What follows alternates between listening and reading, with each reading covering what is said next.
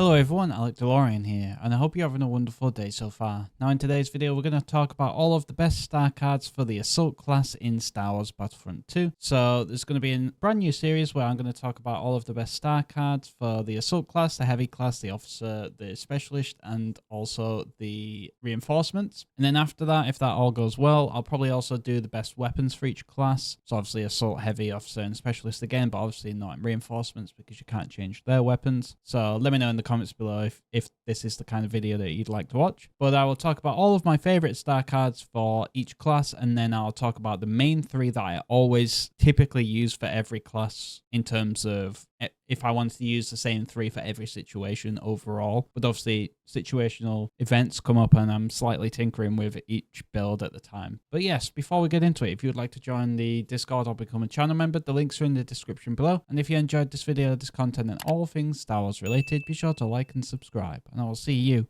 in the video.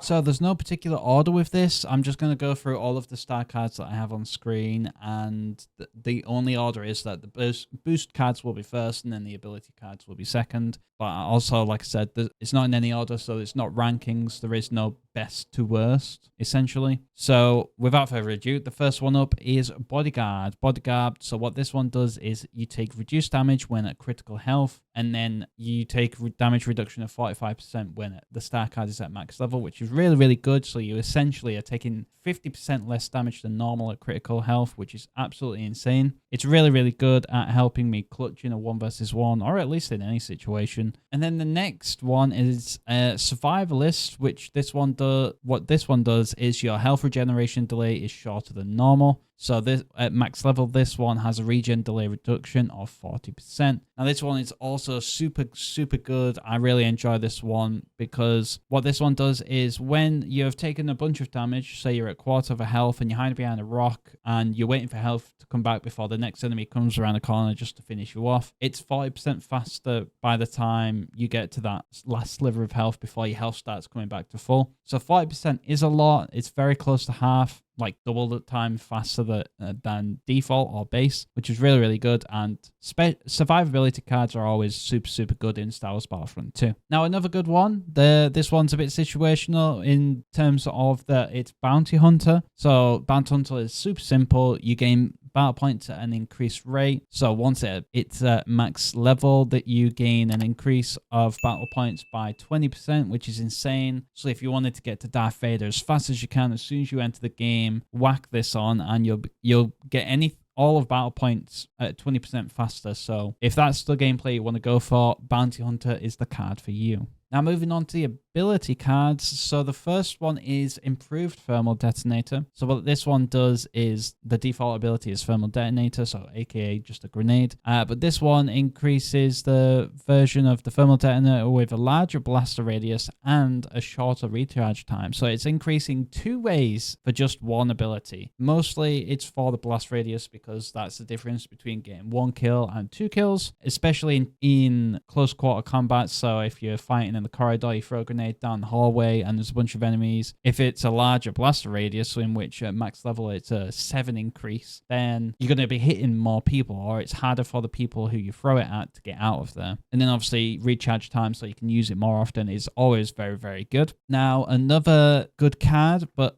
this time for the ability cards, it's another survivability one, is Toughen Up. So regenerate your health whilst this ability is active, and then at max level the recharge time is 22 seconds, which is really, really good, so you can use it much faster than normal after you've used it. So this one is extremely important. I feel like it's so good at getting into a fight. You know you're going to take a bunch of damage, so I use this ability whilst I'm full health. The enemy starts shooting me, but then my health comes back instantly, and I essentially it's like I've got bonus health on top of it already. So I'm not running into a fight with 150 health. I'm actually running in with 200 or 250 health, depending on how long the fight goes on. It's so good at helping me clutch at 1v1s, 2v1s, and sometimes even 3v1s. Toughen Up is an amazing card, and it's definitely my favorite card on the Assault class. Now, another situational star card that I like to use is Acid Launcher. So what this one does is a weapon that fires canisters which administer a powerful acid that deals damage over time. So basically this is a grenade grenade that has poison in it. And once at max level, the recharge time is 32 seconds, so you can use it a bit more often than not having this card on. So this, like I said earlier, it's situational, so it's really, really good in close quarter combat.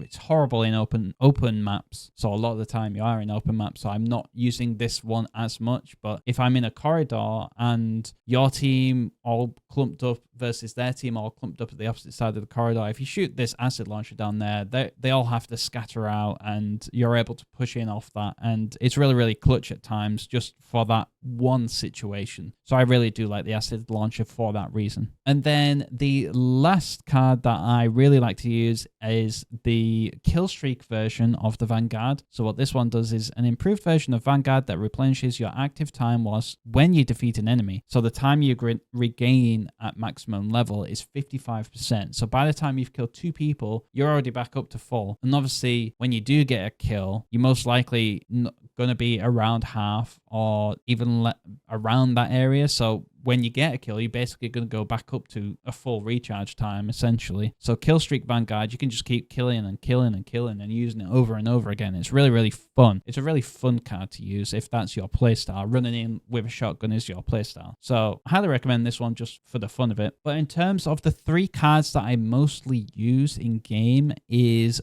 Bodyguard for survivability, so take reduced damage while at critical health. And then Survivalist for, again, the survivability. Your health regeneration delay is shorter than normal. And then finally, Toughen Up. Again, survivability. Regenerate your health whilst this ability is active. But this one is the most important of the 3. Like, you could change out Bodyguard or Survivalist if you wanted to throw on improved thermal detonator, or if you wanted to throw on Bounty Hunter. But every single match, I'm always using Toughen Up. And generally, I'm always using Bodyguard and Survivalist on top of that. But yes, Toughen Up, number 1.